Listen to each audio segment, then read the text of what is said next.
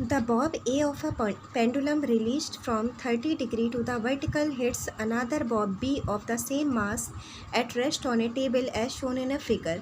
इसमें दो मास हैं, एक मास A है, एक मास B है।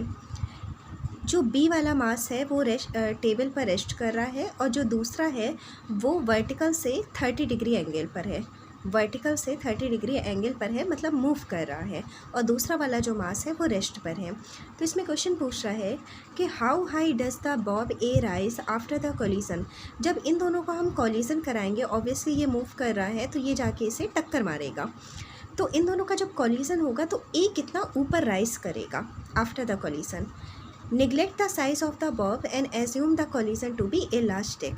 अगर आपका कोलिजन इलास्टिक है और एक मास की ये जो वाला मास है ना, इसकी वेलोसिटी 0 है, एक मास आपका, एक बॉडी आपकी नहीं चल रही है और दूसरी बॉडी मूव कर रही है, तो कोलिजन के बाद जिसकी वेलोसिटी होती है वो अपनी वेलोसिटी दूसरे वाले पार्टिकल को ट्रांसफ़र कर देता है और जो दूसरा वाला पार्टिकल हो जाता है वो रेस्ट में आ जाता है।